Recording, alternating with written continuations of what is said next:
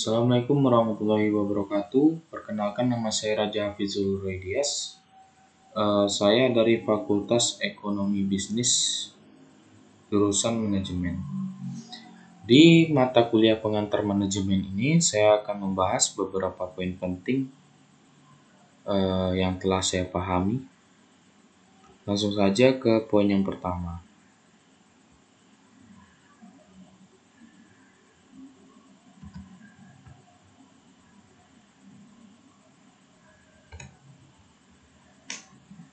Poin pertama, kita akan membahas tentang konsep dasar manajemen dan organisasi. Harus kita ketahui apa itu organisasi. Organisasi adalah sekelompok orang yang bekerja sama. Jadi sekelompok orang yang bekerja sama ya, dalam struktur koordinasi tertentu dalam mencapai serangkaian tujuan tertentu. Itu menurut Griffin tahun 2002. Atau bisa dikatakan sekumpulan orang atau kelompok yang memiliki tujuan tertentu dan berupaya untuk mewujudkan tujuannya tersebut melalui kerjasama, menurut Ernie dan Kurniawan tahun 2005. Adapun harus kita ketahui di sini jenis-jenis organisasi antara lain yaitu organisasi profit, itu seperti perusahaan besar seperti perusahaan manufaktur, bank umum, perusahaan asuransi, dan lain-lain. Kemudian perusahaan kecil seperti koperasi, perusahaan multinasional, dan lain-lain. Dan jenis organisasi yang keduanya adalah organisasi non-profit atau nirbala seperti pemerintahan pusat, pemerintahan daerah, dan pemerintahan kota, lembaga pendidikan negeri, yayasan sosial, dan lain-lain. Jadi untuk itu di sini kan kita membahas konsep dasar manajemen. Tentu kita harus mengetahui apa itu manajemen. Adapun pengertian manajemen adalah proses perencanaan, perorganisasian, pengarahan, dan pengawasan usaha para anggota organisasi dan penggunaan sumber daya organisasi lainnya agar mencapai tujuan yang telah ditetapkan. Menurut James A.F. Stone, dalam hal ini kita tidak lepas yang namanya dari fungsi manajemen. Tentu ya, yang namanya manajemen tentu mempunyai fungsi. Fungsi manajemen itu meliputi perencanaan, perorganisasian, pengarahan, dan pengimplementasian, serta pengawasan dan pengendalian. Jadi begitulah pembahasan kita pada poin pertama. Lanjut kita ke poin yang kedua, yaitu manajer dalam kegiatan manajemen.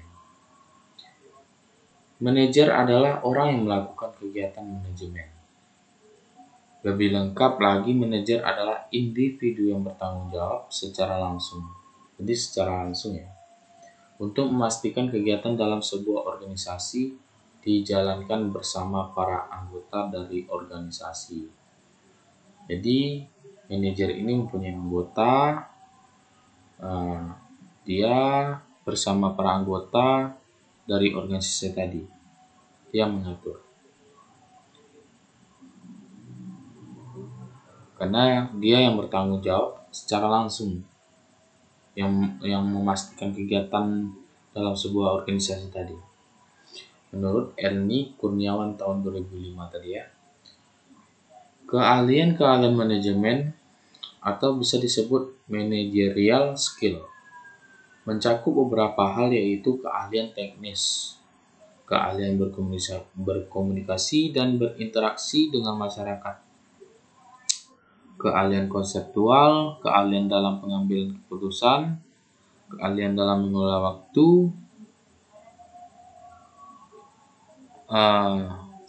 adapun keahlian tambahan bagi manajer yaitu keahlian dalam manajemen global, keahlian dalam teknologi.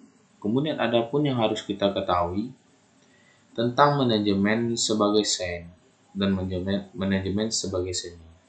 Manajemen sebagai seni ini pendekatan melalui tahapan sistematis berdasarkan keilmuan. Umumnya memerlukan keahlian teknis, diagnostik, dan pengambilan keputusan. Kemudian ada namanya manajemen sebagai seni. Apa itu? Pendekatan yang melalui intuisi dan perasaan berdasarkan pengalaman, umumnya memerlukan keahlian konseptual, kreativitas, dan komunikasi interpersonal. Selesai sudah pembahasan poin kedua, lanjut kita pembahasan pada poin yang ketiga, yaitu tanggung jawab sosial dan etika manajemen. Tanggung jawab sosial perusahaan atau corporate social responsibility adalah bentuk kepedulian perusahaan terhadap lingkungan eksternal perusahaan melalui berbagai kegiatan yang dilakukan dalam rangka penjagaan lingkungan, norma masyarakat, partisipasi pembangunan, serta berbagai bentuk tanggung jawab sosial lainnya. Kemudian dalam hal ini ada dikatakan strategi pengelolaan tanggung jawab sosial perusahaan mencakup beberapa hal, yaitu strategi reaktif. Strategi reaktif ini kegiatan bisnis yang melakukan strategi reaktif dalam bertanggung jawab sosial. Saya ulangi, strategi reaktif. Kegiatan bisnis yang melakukan strategi reaktif dalam tanggung jawab sosial cenderung menolak atau menghindarkan diri dari tanggung jawab sosial. Kemudian ada yang namanya strategi defensif dalam tanggung jawab sosial yang dilakukan oleh perusahaan terkait dengan penggunaan pendekatan legal atau jalur hukum untuk menghindarkan diri atau menolak tanggung jawab sosial. Adapun strategi akomodatif.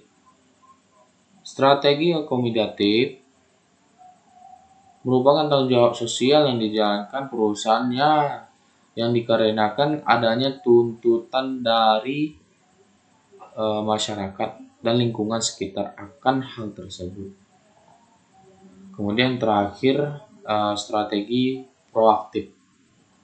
Strategi proaktif ini perusahaan memandang bahwa tanggung jawab sosial adalah bagian dari tanggung jawab untuk memuaskan stakeholder. Jika stakeholder terpuaskan, maka citra positif terhadap perusahaan akan terbangun. Kemudian kita harus mengetahui manfaat tanggung jawab sosial perusahaan, yaitu antara lain: satu, manfaat bagi perusahaan, yaitu membuat citra positif perusahaan di mata masyarakat dan pemerintah. Yang kedua, manfaat bagi masyarakat apa?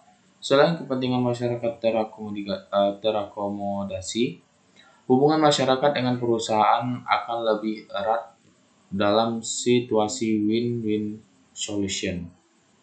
Kemudian yang ketiga, manfaat bagi pemerintah, yang mana memiliki partner dalam menjalankan misi sosial dari pemerintah dalam hal tanggung jawab sosial. Lanjut kita pada pembahasan poin yang keempat, perencanaan dan manajemen strategi. Perencanaan ini menyangkut pembuatan keputusan tentang apa yang akan dilakukan, bagaimana melakukannya, kapan melakukannya, dan siapa yang melakukannya. Fungsi perencanaan merupakan fungsi yang mendasari dan mendahului fungsi-fungsi lainnya. Tanpa perencanaan, para manajer tidak dapat mengetahui bagaimana sebaiknya mereka mengorganisasikan orang dan sumber daya secara efektif. Bahkan mereka tidak mempunyai ide yang jelas tentang apa yang perlu mereka organisasikan. Perencanaan dapat dilihat dari 3 hal, yaitu 1. Proses perencanaan, yang mana proses perencanaan ini adalah proses dasar yang digunakan untuk memilih tujuan dan menentukan bagaimana tujuan tersebut akan dicapai. Yang kedua, fungsi manajemen. Fungsi manajemen perencanaan maksudnya. Fungsi manajemen perencanaan ini adalah fungsi di mana pimpinan menggunakan pengaruh atas wewenangnya untuk menentukan atau merubah tujuan dan kegiatan organisasi. Kemudian yang ketiga, pengambilan keputusan, yang mana pengambilan keputusan perencanaan ini merupakan pengambilan keputusan untuk jangka waktu yang panjang atau yang akan datang mengenai apa yang akan dilakukan, bagaimana melakukannya, bila, mana, dan siapa yang akan melakukannya, di mana keputusan yang diambil belum tentu sesuai hingga implementasi perencanaan tersebut dibuktikan di kemudian hari. Jadi manajemen strategi ini mempunyai 3 hal tadi ya.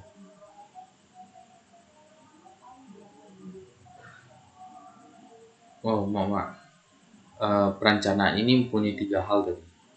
Kemudian kita lanjut bahas tentang manajemen strategi. Manajemen strategi ini dapat kita artikan dari strategi, yang mana strategi itu adalah rencana komprehensif untuk mencapai tujuan organisasi. Strategi is a comprehensive plan for accomplishing an organization goal driven. Proses penyusunan strategi meliputi penilaian keperluan penyusunan strategi, analisis situasi internal dan eksternal, serta pemilihan strategi dan terakhir implementasi. Lanjut kita pembahasan poin kelima. Mendirikan dan memperbaharui organisasi. Di sini mendirikan dan memperbaharui organisasi. Menurut Paul A. Wilken, kewirausahaan mencakup upaya mengawali perubahan dalam produksi, sedangkan manajemen menyakup koordinasi proses produksi yang sudah berjalan. Menurut Peter Drucker, seorang penulis manajemen modern, kewirausahaan berkaitan dengan perubahan. Kewirausahaan melihat perubahan sebagai suatu norma yang sehat. Wirausahaan selalu mencari perubahan, menanggapi perubahan itu, dan memanfaatkan sebagai suatu kesempatan dalam memperbaiki organisasi. Peter Senge membedakan 2 macam pengalaman organisasi, yaitu pengalaman adaptif dan dalam organisasi, yaitu mengimbangi perubahan, dan pengalaman generatif, yaitu kreativitas yang berasal dari usaha bersama di antara anggota organisasi. Konsep pengalaman organisasi yang diajukan oleh Peter Senge dan James Brandwin menggunakan teknik simpul ganda double loop. Pengalaman simpul ganda adalah pengalaman yang mengoreksi kesalahan dengan kembali ke belakang untuk meninjau nilai-nilai yang mendasari dan kebijakan organisasi dalam proses pembuatan keputusan.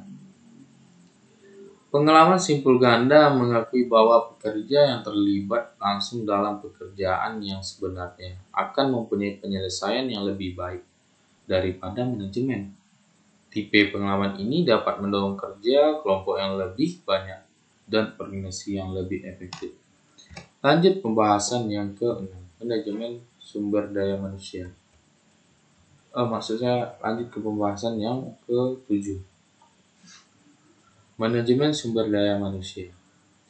Manajemen sumber daya manusia adalah proses serta upaya untuk merekrut, mengembangkan, memotivasi, serta mengevaluasi keseluruhan sumber daya manusia yang diperlukan perusahaan dalam pencapaian tujuannya. Proses manajemen SDM, sumber daya manusia, itu mencakup akan personel, procurement, atau bisa dikatakan merencanakan kebutuhan dan memproses SDM bagi perusahaan.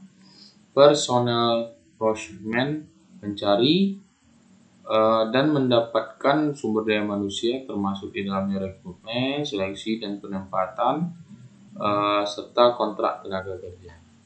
Kemudian personal development, mengembangkan sumber daya manusia, termasuk di dalamnya program orientasi tenaga kerja, pendidikan, dan pelatihan. Kemudian personal maintenance, pemelihara sumber daya manusia, termasuk di dalamnya pemberian insentif, jaminan kesehatan dan keselamatan tenaga kerja, pemberian penghargaan, dan lain sebagainya. Kemudian personal utilization, ini yang terakhir, yaitu memanfaatkan dan mengoptimalkan sumber daya manusia, termasuk di dalamnya promosi, demosi, transfer, dan juga separasi. Mungkin itu saja dari saya. Saya Raja Hafizul Roy Dias. Mohon maaf jika ada kesalahan kata, adapun kekurangan dari saya, mohon dimaafkan. Wabillahi taufiq wal hidayah. Assalamualaikum warahmatullahi wabarakatuh.